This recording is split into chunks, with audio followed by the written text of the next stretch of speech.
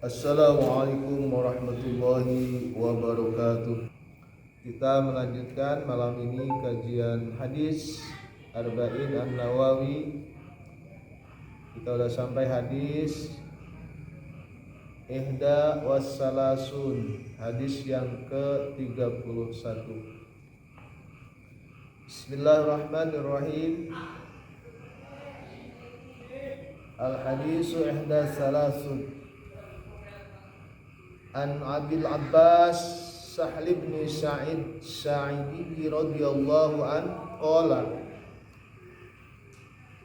jaa rajulun ila nabi sallallahu alaihi wasallam faqala ya Rasulullah dullani ala amalin idza amiltuhu ahabbani Allah wa ahabbaniyan nas faqala idhad fi dunya yuhibbakallah wajhad fima indan nas yuhibbakan nas. Hadisun hasan rawahu Ibnu Majah wa ghairu bi asanida hasanah. Hadis yang ke-31 ini diriwayatkan oleh Abul Abbas Sahal bin Sa'ad As-Sa'idi radhiyallahu anhu. Beliau berkata qala jaa rajulun, telah datang seorang laki-laki, ila Nabi sallallahu alaihi wasallam, kepada Nabi sallallahu alaihi wasallam. Qala, lalu laki-laki itu berkata, faqala, maka berkata laki-laki itu, ya Rasulullah, wahai Rasulullah, dullani ala amalin,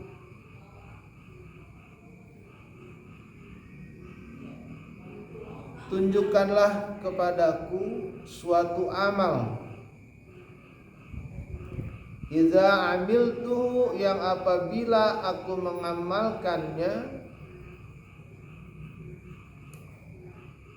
ahabbani Allah, maka Allah akan mencintai aku, wa ahabbani nas, dan manusia akan mencintaiku. Ini sahabat kalau bertanya luar biasa. Saya kalau baca hadis-hadis ini kagum kepada para sahabat itu, kalau nanya pasti isi pertanyaannya yang luar biasa.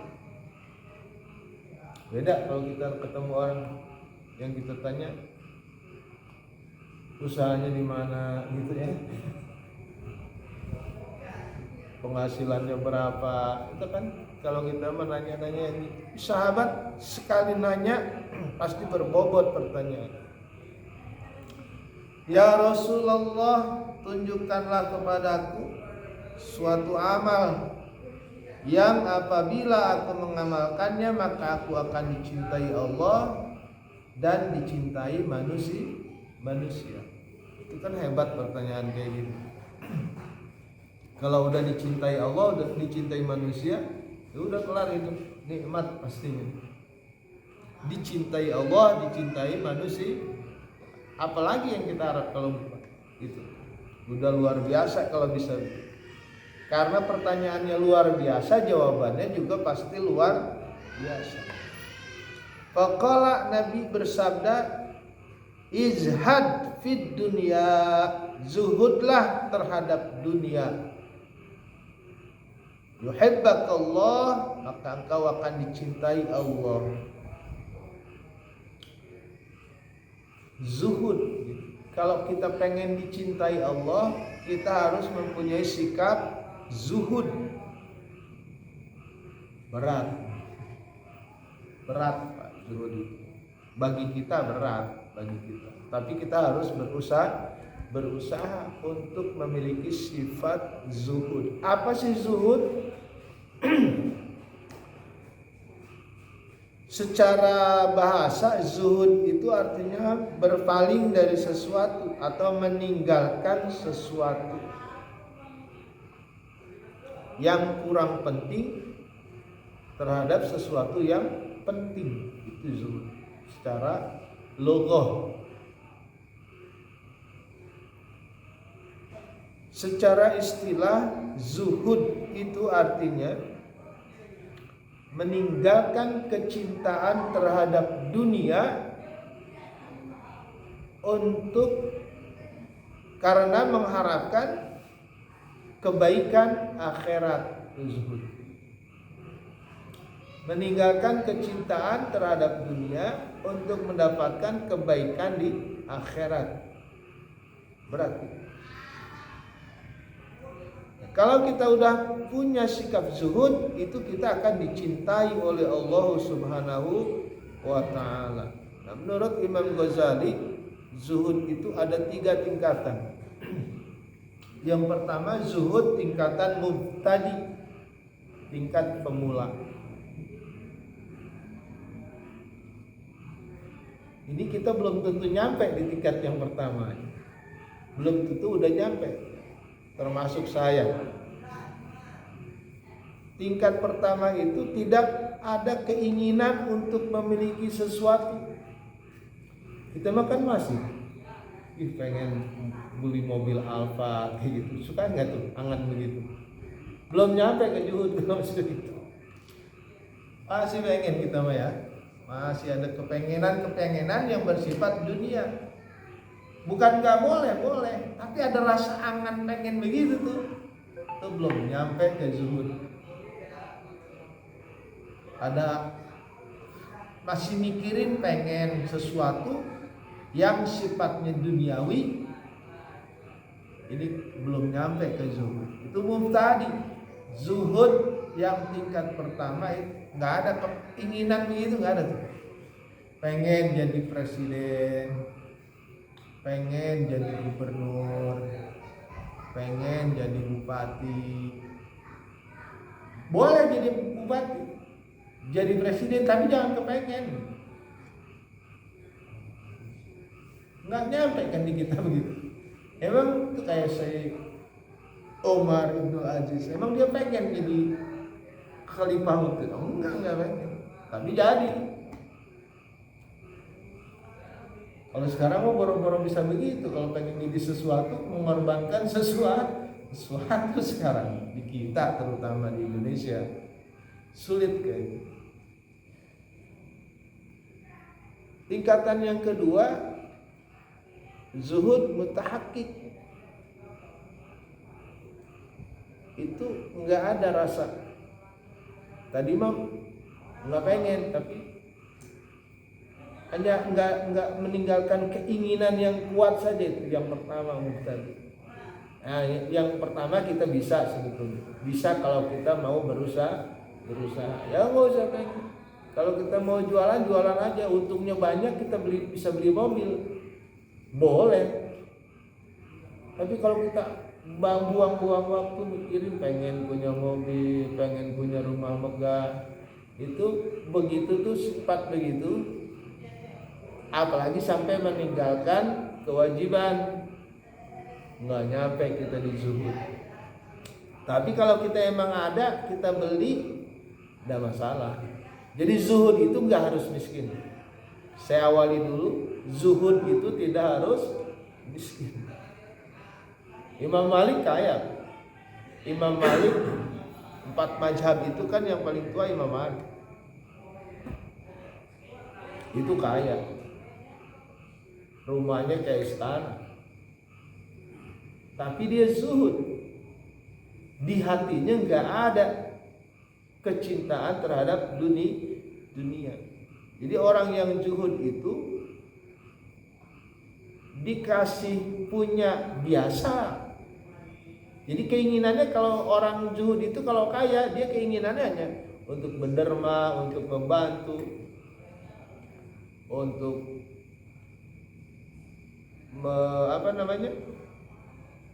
membantu fakir miskin. Itu keinginannya yang ada di hatinya cuma itu.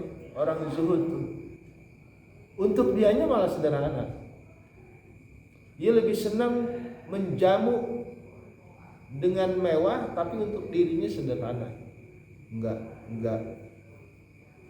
Wah, Sayyidina Abu Bakar Siddiq kaya,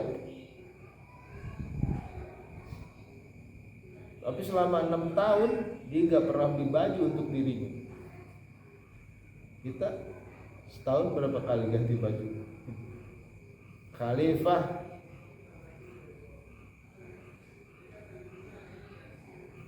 zuhud begitu. Jadi zuhud, orang yang zuhud mah dipuji biasa, nggak ada perasaan senang dipuji. Dihina nggak merasa terhina begitu. Orang kalau udah zuhud tenang aja. Dapat jabatan nggak terlalu gembira, hilang jabatan juga biasa saja, nggak sedih.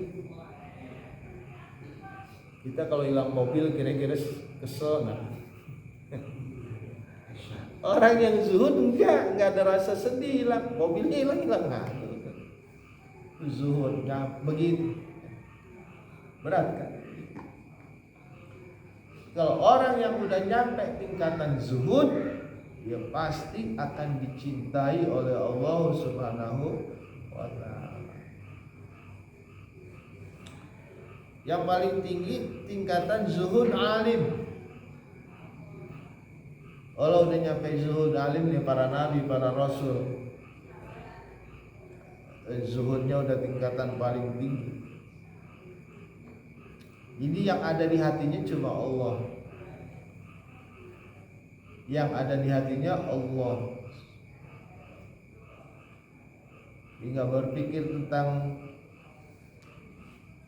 balasan-balasan, nggak berpikir tentang mau dikasih sakit, mau dikasih sehat.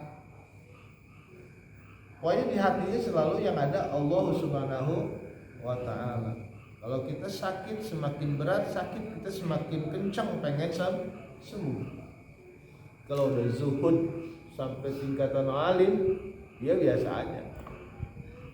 Sakit sama sehat biasa aja, sama perasaannya sama. Cintanya kepada Allah tidak berkurang. Makanya Allah cinta. Kayak Nabi Ayub. Nabi Ayub sampai istrinya bilang, "Ya suamiku, kau kan seorang nabi. Kau dikasih sakit sudah bertahun-tahun. Kenapa engkau tidak minta sembuh? Padahal permintaanmu pasti langsung dikabulkan oleh Allah." Apa jawab Nabi Ayub? "Aku malu sama Allah. Aku dikasih sakit baru beberapa tahun, sedangkan sehatku udah puluhan tahun. Malu minta sembuh." Ya kalau udah zuhud begitu. Padahal sakitnya nggak ada sakit yang separah penyakitnya Nabi Ayub. Zuhud. Kenapa Nabi Ayub bisa begitu? Karena punya sikap zuhud. Kalau baca riwayat-riwayat ulama-ulama yang zuhud, dia cuman ya kita mah apa ya, masih jauh kalau berbicara sikap zuhud. Paling tidak berdasarkan hadis ini, kita jangan terlalu hubud dunia lagi. Itulah kita upaya kita ya. Jangan sampai kita mencari dunia dengan meninggalkan kewajiban kita kepada Allah. Zuhud kita mah itu dulu lah jalanin ya. Masih ada pengen punya mobil, nggak masalah lah kita. Tingkatan kita mah nih, pengen punya rumah yang bagus, ya tingkatan kita masih. Yang penting jangan sampai membuktikan keinginan kita itu dengan jalan yang haram. Jangan sampai kita menghalalkan segala cara untuk mencapai tujuan kita. Pengen jadi lurah misalnya, jangan sampai melaksanakan keinginannya itu dengan cara yang haram. Itu udah lumayan lah untuk tingkatan kelas-kelas kita. Kita kerja jangan sampai meninggalkan sholat 5 waktu. Mudah-mudahan dengan begitu lama kelamaan hati kita mendapatkan bimbingan dari Allah Subhanahu wa taala, kita bisa sampai pada sikap zuhud.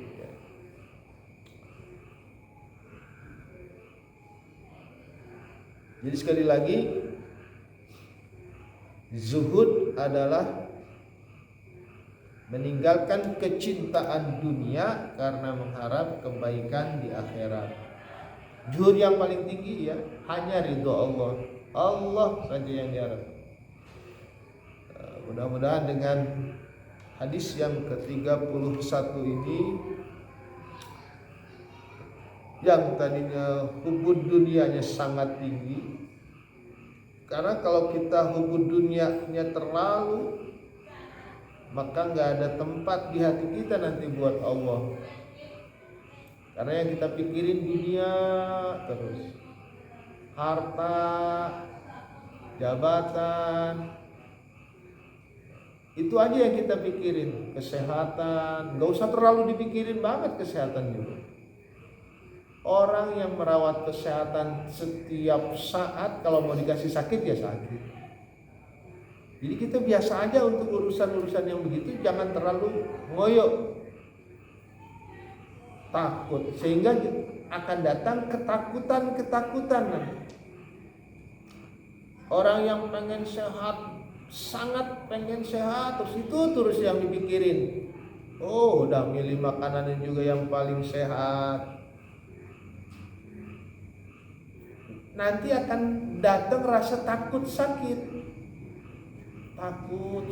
kan nggak tenang jadi untuk hal-hal yang sifatnya duniawi, boleh kita punya dunia, boleh kita punya harta, punya jabatan, tapi itu nggak disimpan di hati. Jangan disimpan di hati, sehingga ketika kehilangan tidak berat hati kita, karena emang nggak di hati. Tapi kalau disimpan di hati, motor simpan di hati, mobil simpan di hati, toko simpan di hati, begitu bangkrut berat. Termasuk alat-alat tubuh yang ada di kita. Semakin kita cinta kepadanya, maka semakin berat ketika kehilangan. Bukan berarti orang yang begitu nanti akan dihilangkan, justru akan dicintai oleh Allah Subhanahu wa taala. Orang yang di hatinya isi dengan cinta kepada Allah, maka hal-hal yang dunia mah ngikutin. Hal-hal dunia pasti ngikutin. Orang yang ketika dikasih sehat dia bersyukur, yang sakit ketika sakit bersabar, itu nggak akan berat penderitaan hidup. Derita kehidupannya tidak akan terasa berat. Kenapa orang sampai ada yang bunuh diri kayak gitu? Nggak ada zuhud sama sekali tuh kalau orang yang bukan hanya zuhud yang nggak ada, iman juga tidak ada. Orang yang pengen sesuatu dengan cara yang haram, itu mah boro-boro zuhud. Iman juga bisa jadi tidak ada. Ini jangan sampai kita begitu.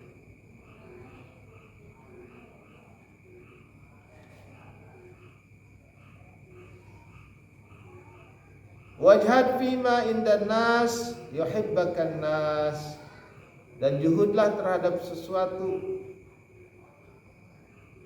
yang dimiliki manusia. Jangan kita suka punya hayalan pengen punya orang, mengenin punya orang,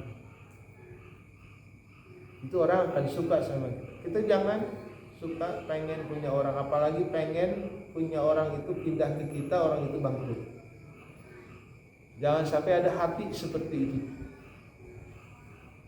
Kita lihat teman sukses, kita ada rasa pengen gue sukses dia bangkrut. Jangan sampai begitu. Punya teman dapat kerjaan, kita nyari kerjaan susah banget. Ada hati kita pengen gue kayak dia biar dia dipecat misalnya. Itu boro-boro juhud, kalau julid namanya itu. Jadi biasa aja. teman sukses kita gembira, senang. Begitu aja dulu ya. Upaya kita kurangi kecintaan dunia yang berlebihan, sehingga ketika kita kehilangan juga tidak akan merasa sedih yang berlebihan. Terhadap apa saja yang sifatnya dunia, jangan terlalu cinta. Karena kalau terlalu cinta, maka kehilangannya akan terasa berat. Ini bukan berarti orang yang enggak cinta bahkan kehilangan, enggak. Bukan begitu. Kalau kita isi hati kita dengan kecintaan kita kepada Allah, kalau Allah sudah sayang sama kita, kalau Allah sudah cinta kepada kita, enggak ada hal-hal yang memberatkan kehidupan kita. Yakin? Tidak akan ada. Tidak akan ada hal-hal yang memberatkan kita berkaitan dengan kehidupan kita di dunia kalau kita sudah dicintai oleh Allah. Karena orang yang kalau sudah dicintai oleh Allah, ketika dia dalam keadaan baik, misalnya sehat, dia akan selalu bersyukur. Dikasih sakit, dia sabar. Syukur dan sabar itu tidak akan memberatkan kehidupan kita. Ada orang sabar itu berat, bukan berat, susah.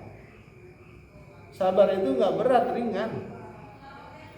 Justru sabar itu hati kita ringan. Oh berat sabar, bukan berat, susah dia. Karena orang kalau sudah diselimuti kecintaan terhadap dunia, dia tidak akan punya sifat sabar. Ada yang sabar beringan, sabar juga ada batasnya, nggak sabar itu namanya. Kan suka ada begitu ya bahasa ya. Sabar juga ada batasnya sambil marah. Itu bukan sabar namanya. Sabar nggak begitu. Sabar tanpa batas kalau sabar. Yang namanya sabar tanpa batas. Jadi kalau masih ngomong begitu itu belum sabar. Gue sakit udah bertahun-tahun, sabar juga ada batasnya, ngeluh. Itu nggak sabar namanya. Orang yang sabar nggak ada keluh kesah. Orang yang sabar tidak keluh kesah itu bisa mencapai derajat zuhud nantinya, insya Allah. Wallahu a'lam. Sampai sini ada yang ditanya? Hadis ke-31 berarti 11 lagi kan? 42. Arba'in itu bukan pas 40. 42 hadis. Kita sampai 31 berarti masih ada 11 hadis Arba'in An-Nawawi yang belum kita baca. Mudah-mudahan diberikan panjang umur, sehat walafiat, kita bisa selesaikan. Ada yang ditanya? Kalau tidak ada kita tutup dengan doa khutbah majlis. Sebelumnya kita bacakan Fatihah. Mudah-mudahan saudara-saudara kita yang biasa naik ngaji kemudian tidak sempat karena sakit, misalnya tetap diberikan pahala oleh Allah Subhanahu wa taala, dan penyakitnya diangkat, diringankan oleh Allah Subhanahu wa taala. Al-Fatihah. Bismillahirrahmanirrahim. Bismillahirrahmanirrahim. Alhamdulillahirabbil alamin. Arrahmanirrahim. Maliki yaumiddin. Iyyaka na'budu wa iyyaka nasta'in. Ihdinas siratal mustaqim. Shiratal ladzina an'amta 'alaihim ghairil maghdubi 'alaihim waladdallin. Amin. Ya Rabbana a'tarafna bi annana qtarafna wa annana asrafna ala أسرفنا فتب علينا توبة تكسي لكل حوبة